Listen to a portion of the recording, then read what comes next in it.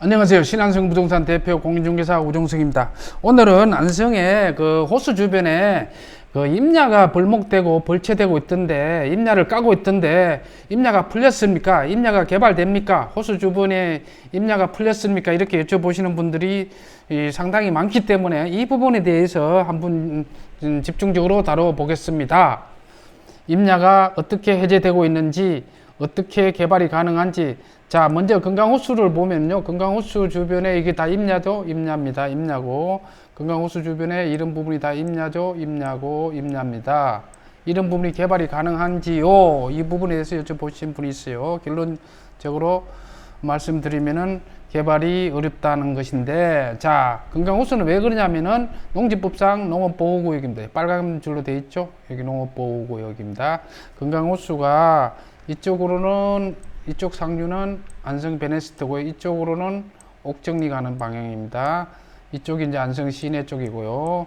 그래서 농업용수로 당초에 만들어졌기 때문에 농림지역의 농업보호구역입니다. 그래서 한 번 더 보면은 국토개혁법상 농림지역, 농지법상 농업용수를 목적으로 하는 농업보호구역. 여기 밑에 농지가 많이 있죠. 과거에. 지금도 농업용수를 쓰고 있습니다. 그래서 이 농림지역의 농업보호구역인데 그 주변에 임야는 어떻게 개발이 되는가요? 이 부분은 결론적으로 앞전에서 말씀드렸지만 개발이 어렵습니다. 현재는요, 안성의 금강호수의 주변에도 임야 주변 이런 데 다 토지거로 묶였습니다. 기획부동산 투기를 방지하기 위해서 묶여 있고, 묶이지 않은 지역도 임야가 있는데 이 부분이 개발이 가능한가? 자, 호수 주변의 땅을 먼저 사유지냐 공유지냐 이 부분도 좀 알아볼게요.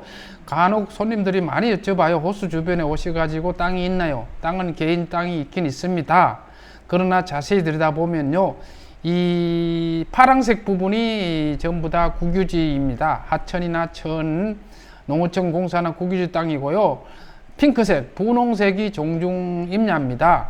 그래서 이 나머지 부분은 개인 소유 사유지인데 제가 봐서는 뭐 사유지는 1, 20% 될까 말까 합니다. 나머지 7, 80%는 국유지나 종중 땅입니다. 땅도 없을 뿐더러 농림지역의 농업보호구역이니까 단독주택 이외에는 허가가 건생 2종, 1종 안 납니다. 농림지역의 농업보호구역이고 땅도 없을 뿐더러 건생 허가가 나지 않습니다. 그러면은 거기에 음식점이 있던데요. 그 2002년 이전에는 음식점을 농림지역이라도 허가를 내줬습니다. 그러나 그 이후는 절대 안 내줍니다. 그래서 카페나 음식점을 찾으신 분들은 여기에 기존에 카페나 음식점을 하고 있는 데를 사야 되는 겁니다. 영업권이 살아있는 데를 그 참고하시고요. 자, 여기 오른쪽이 금강호수입니다. 들어가는 쪽이고 이쪽이 이제 골프장 쪽이고, 보시면 왼쪽이 거의 다 뭐 절개지. 이쪽은요, 높은 임업용 경사하고 높은 산지예요. 산지는 산지인데 보전산지, 보전산지 중에서도 공익용 산지와 임업용 산지로 나누는데 그 중에서도 임업용 산지, 절개지, 개발이 어려운 산지입니다. 자, 호수 주변에 벌목을 하고 있던데 실제 예입니다. 금강호수에 지금 여기 벌목을 했습니다. 임업용 산지인데 보전산지이면서 임업용 산지면 개발이 불가능하다고 하는데 어떻게 개발이 되는지 벌목을 했네요. 예, 임업용 산지에 이번에 벌채 허가를 해줬습니다. 그 목적은 뒤에 차근차근히 말씀을 드리겠지만 왼쪽이 금강호수고요. 또 하나 볼까요? 이쪽이 금강호수 상류 안성 베네스트 가는 상류 쪽에 맞은편에 보면 여기도 벌목 벌채를 했습니다. 다 깠습니다. 여기 개발이 될까요? 이 부분에 대해서 집중적으로 한번 다루어 보겠습니다. 산지, 먼저 산지에 대해서 아셔야 될 것은 다 알겠지만은 개념이 확실하게, 산지는 산지법에서 보전산지와 준보전산지로 나누고, 보전산지는 공익용 산지와 임업용 산지로 나눕니다. 그러나 이번에 2년 전인가 그래요. 2년 전에 자, 산림청에서 산림보호구역 중 호수 주변의 공익용 산지를 임업용 산지로 변경한다고 발표를 했어요. 물론 그 공익용 산지에서 임업용 산지로 변경되는 것이었습니다. 그 다음에 고3 저수지 등 6개 산지에서 그래서 수변권, 저수지 수변권 개발이 가능하다고 이렇게 알고 있는데 결론적으로 수변권 개발은 어렵습니다.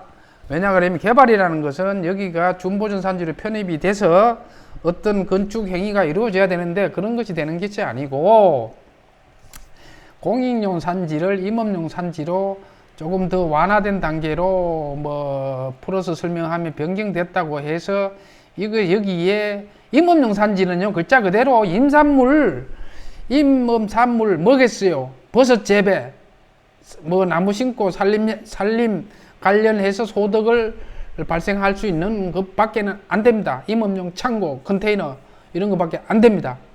그런데 이것이 어떻게 개발됐다고 할 수 있겠습니까?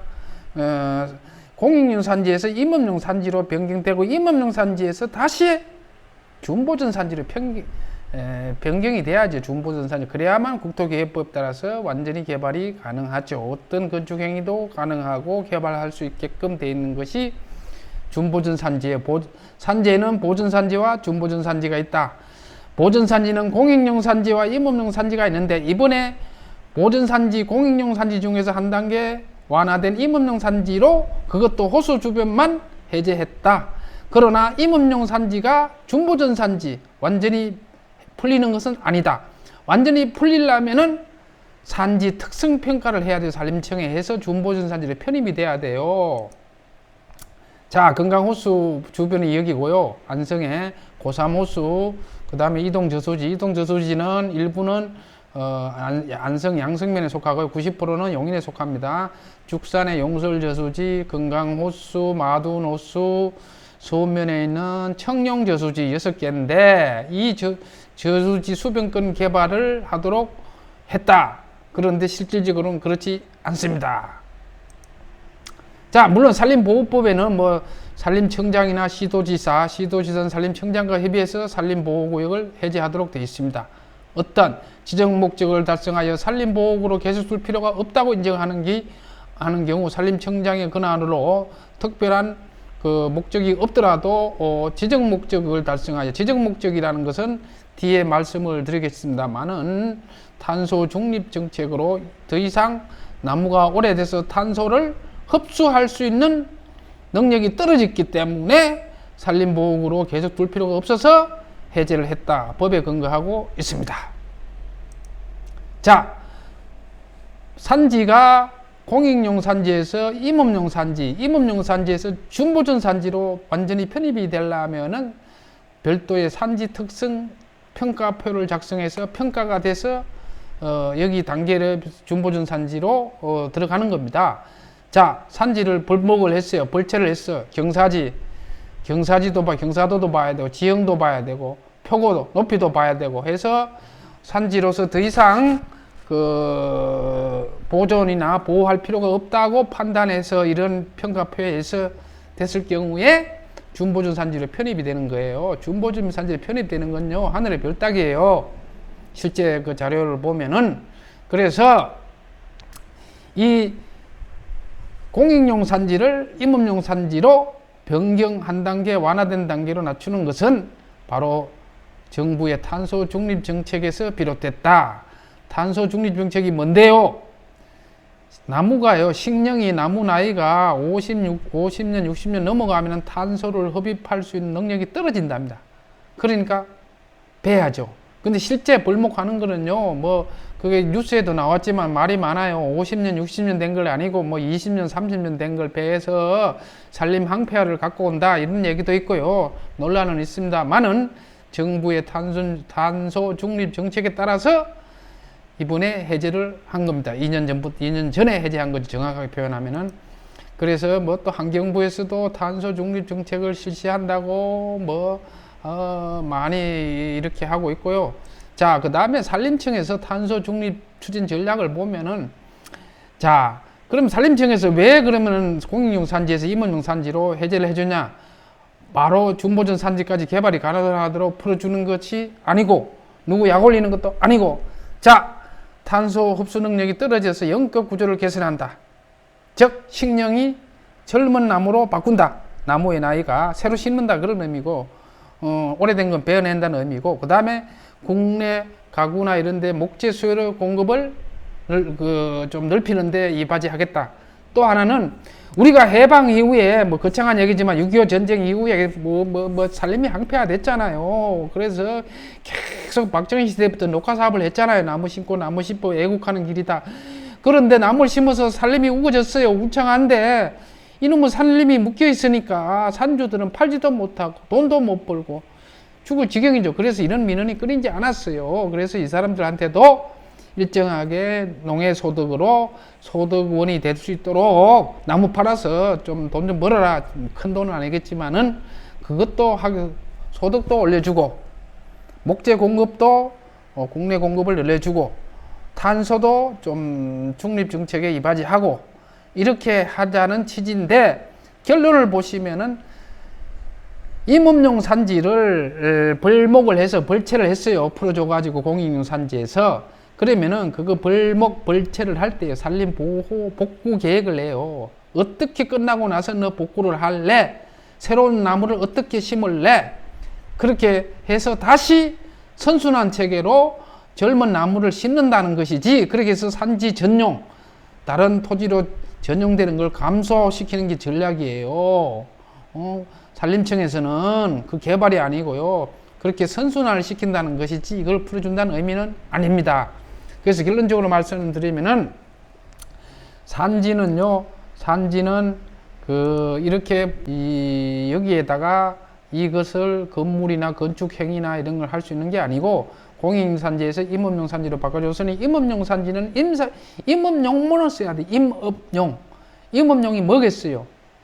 쉽게 얘기하면은 야채, 버섯 재배, 약초 재배 그런 거 아니겠어요? 축산물 관련해서 농장, 그죠? 그런 것만 하고 그렇지 않으면은 나중에 다시 산림을 다 복구해라, 심어라 그런 의미예요. 그래서 결론적으로 어디를 가시다가 호숫가 주변에 산을 까고 있다, 개발이 된다, 결론적으로 아닙니다.